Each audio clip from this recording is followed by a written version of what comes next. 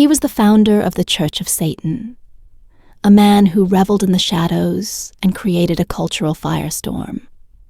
But Anton LaVey's greatest legacy wasn't just the Satanic Bible or his infamous rituals. It was his family after his death. His children weren't left with riches or peace, but with controversy, emotional scars, and fractured identities. Some disavowed his beliefs. Others were cast aside, and one simply vanished from the public eye. Today, the children of Anton LaVey live under the weight of a name tied to darkness, infamy and myth, while their father thrived on spectacle. They have quietly struggled to survive the aftermath.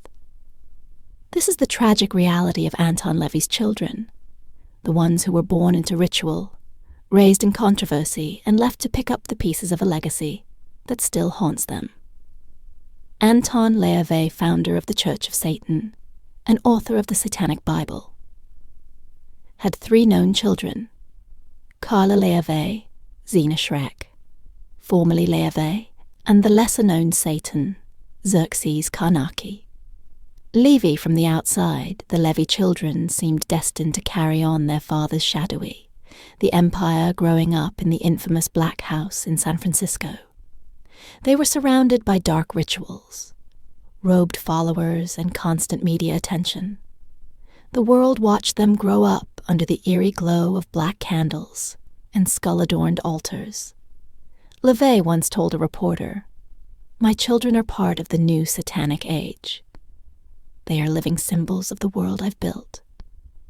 He used their images in interviews and photo shoots to reinforce the mythology of a dynasty. The satanic royal family, Carla and Xena, were particularly visible, often dressed in ceremonial black, standing beside their father like Gothic heirs to a dark throne. But inside that mythos was something deeply fractured. Image was carefully curated. The power and influence were part theater, part illusion, just like the man himself. Anton LaVey was more showman and spiritual patriarch, more carnival barker than caretaker. While he publicly proclaimed his children as the future of Satanism, he struggled to maintain authentic emotional connections behind closed doors. According to those close to the family, affection was rare. Expectations were high, and rebellion came at a cost. From an early age, the LaVey children were not only raised in an unorthodox religious setting, but they were also cast into roles they didn't always want. The Church of Satan wasn't just a religion, it was a performance, and they were expected to play their parts. The lines between childhood publicity and indoctrination were constantly blurred. Xena Galatea. LaVey was born in 1963 and quickly became the face of second-generation Satanism in the 1980s.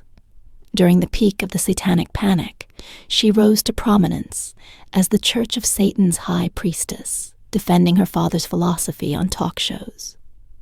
Radio programs and in print, she became the public voice of the movement when her father grew more reclusive.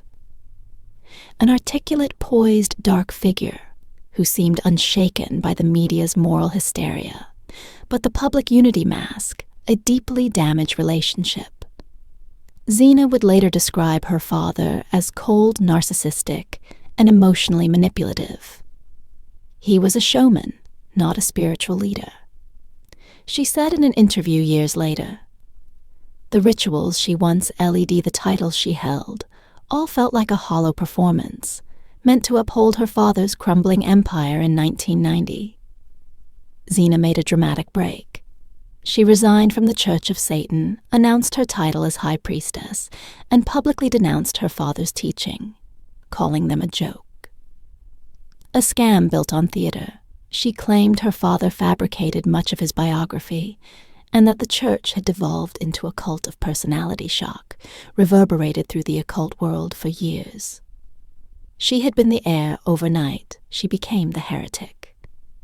Xena legally changed her last name to Shrek. distancing herself not only from her father, but from the LaVey name altogether. She joined the temple of said another left-hand path organization before later forming her own spiritual practice, focused on tantric Buddhism and esoteric mysticism. Today she lives in Berlin, far removed from the spotlight she once occupied, and from the legacy she once upheld in a rare interview. She said I had to sever the bloodline to survive that line-chilling and raw reveals. How deep the damage ran. Xena wasn't just walking away from a religion. She was escaping a man who had built his life on performance control and darkness. Her departure wasn't rebellion. It was survival when Anton LaVey died in 1997. His eldest daughter, Carla LaVey, stepped forward into the spotlight she had been with her father for decades, both personally and in his work, serving as a public figure within the Church of Satan. She was the daughter most loyal to the image, the philosophy, and the man behind it all in the wake of his passing. Carla declared herself the rightful high priestess, publicly announcing that she would continue her father's teachings and preserve the church exactly as he had founded it. But the transition of power was not peaceful. Blanche Barton, Anton's final companion, and the mother of his only son, Satan Xerxes, contested Carla's claim.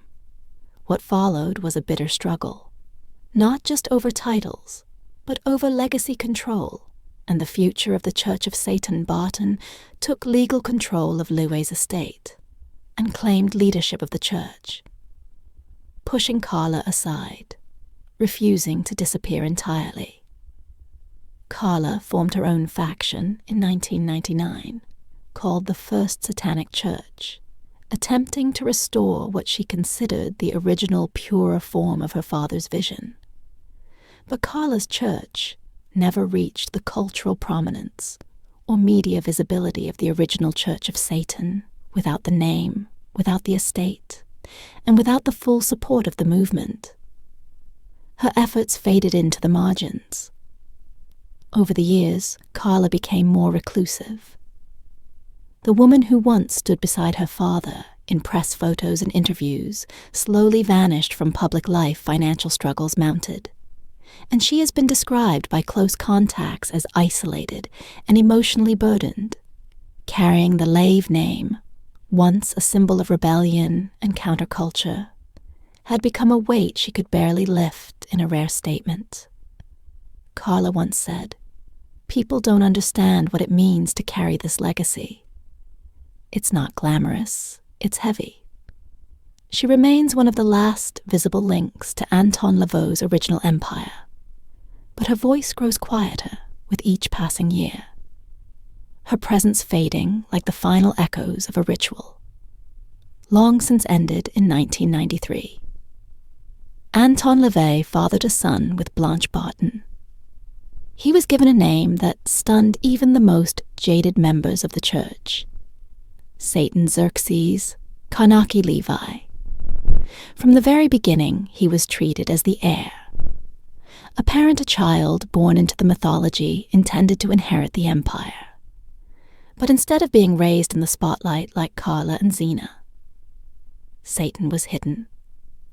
Blanche Barton kept him away from media exposure, claiming to protect his identity and privacy. He was raised in the shadows of his father's notoriety, rarely if ever seen by the public. While the world debated the meaning of his name, the boy grew up away from the Black House's collapsing legacy, watched over by a mother fighting for control of LaVey's estate.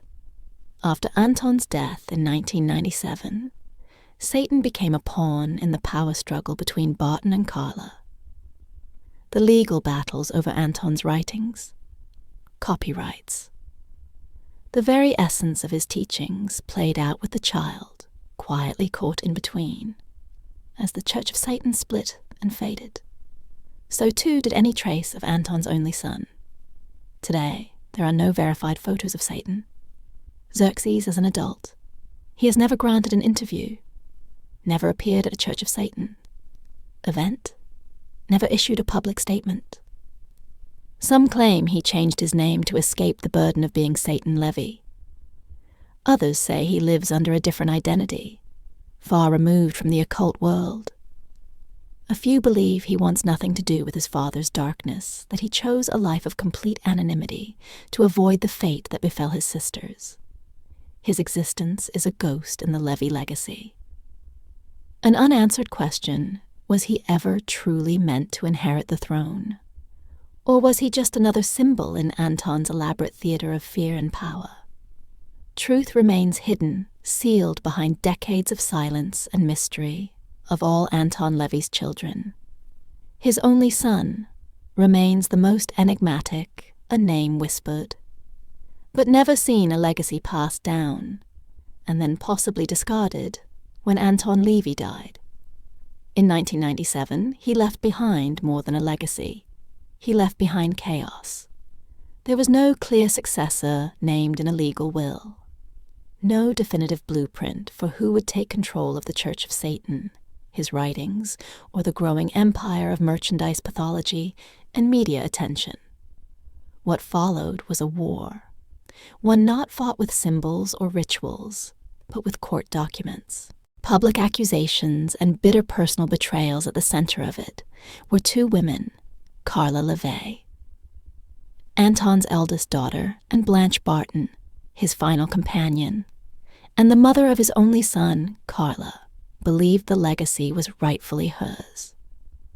She had stood beside her father for decades, appearing at public events, supporting his ideology, and preparing. She thought to continue his work. Barton, however, claimed Anton had appointed her the true executor and leader of the church, citing private conversations and documentation that Carla contested. The battle was as messy as it was personal ownership of the Black House Leaves San Francisco residence. And the symbolic headquarters of the church came a focal point. So did the rights to his writings, rituals, and teachings. Carla was ultimately removed from control. Barton assumed leadership, and with her control came a reshaping of the church. Carla was out. Her father's teachings, according to her, were being twisted into something unrecognizable. Xena LaVey, who had long since severed ties with both her father and the church, refused to involve herself directly, but she made her feelings known in rare interviews. She voiced support for Carla, calling Barton's leadership illegitimate, and echoing her father's more theatrical approach to religion as illusion. But she stopped short of returning to the movement herself. The result was a family shattered beyond repair, no reconciliation, no reunion. Just 3 names. Levi Schreck, Barton pulled in different directions, each claiming or rejecting a different version of a man the world never truly understood. As Xena once said, "What my father built was not a religion. It was a myth he believed in." Too deeply, that myth, when challenged, became a battleground one that left his family broken and his legacy permanently fractured after cutting all ties with the Church of Satan in 1990 and denouncing her father's ideology as hollow Xena.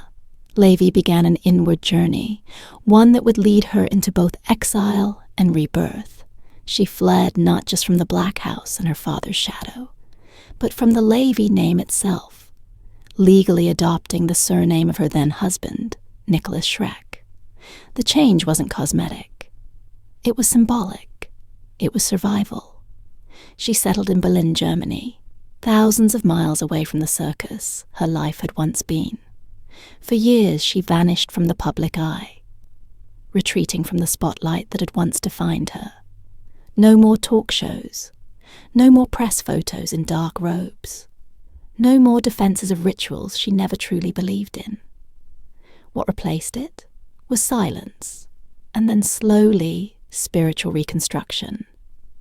Xena rejected Satanism, then rejected organized religion altogether. She sought peace in Buddhist philosophy, becoming a practitioner of Tibetan Buddhism, and turning her focus animal rights activism and meditation. But even as she built a new life, the scars of her past remain in interviews. Xena has admitted she suffers from the trauma of her childhood, being thrust into the role of high priestess. While still a teenager, paraded before cameras used as a symbol of her father's vision. She's described the early years as exploitative, confusing, and emotionally damaging. Public saw glamour and mystery. Xena saw manipulation and loss of self.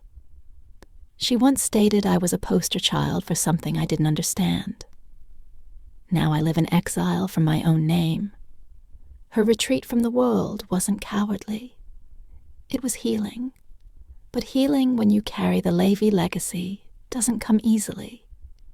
Even in the quiet of Berlin, even in meditation, Xena remains haunted by the father she spent years trying to escape, and by the world that never let her forget him.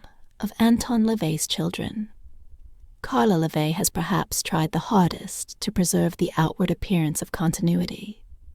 After her father's death in 1997, Carla founded the first Satanic church, not as a new religion, but as a reclamation.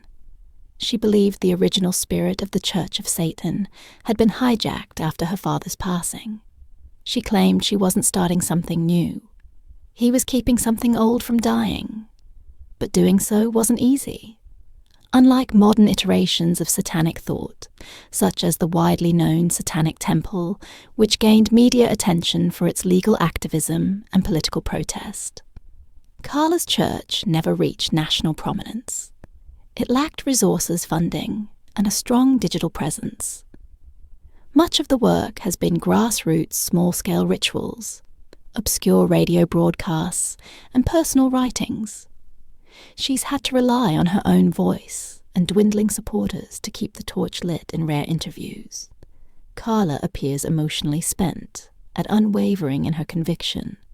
The weight of her last name, the constant comparisons to her father, and the infighting that followed his death have clearly taken a toll. Still, she presses on, not for attention, but for something deeper.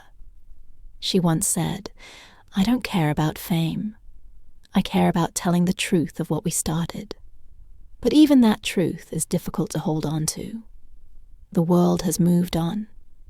The Satanic movement has evolved, fractured and shifted into newer, more modern forms. Carla's brand of Satanism, deeply tied to aesthetics, theatrics, and her father's eccentric persona, has become niche, almost folkloric, according to those close to her. Carla still mourns. She mourns not just the loss of her father, the loss of the dream they once shared of creating something that would outlive them both. LED by blood, guided by family. But the dream has faded, and Carla, often alone, remains the last, flickering ember of that original fire. To the public, the name LaVey conjures images of black robes, pentagrams, and occult spectacles. To the LaVey children, it represents something else. A burden, a name. Synonymous with evil, controversy, and performance art turned belief system for Xena Carla and Satan Xerxes, Karnaki LaVey. That name has closed more doors than it's opened. All three have spent their lives either defending the name or fleeing from it. Xena disavowed entirely, legally shedding the LaVey surname and distancing herself from everything it represented. Carla has tried to honor it, but the world isn't always kind to women who inherit infamous legacies, and Satan Xerxes, he's a ghost. The name alone.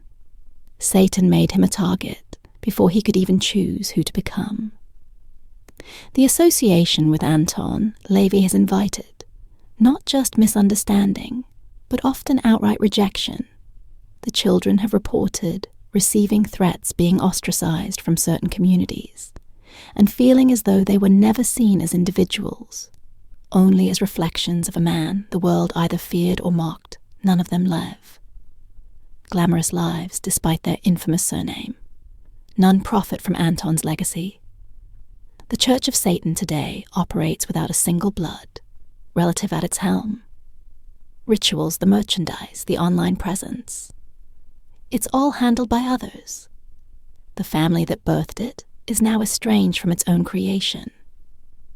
In a way, what began as a provocative performance, a defiance of mainstream morality, a blend of atheism and theater, has become a curse. The LaVey name no longer represents power or rebellion.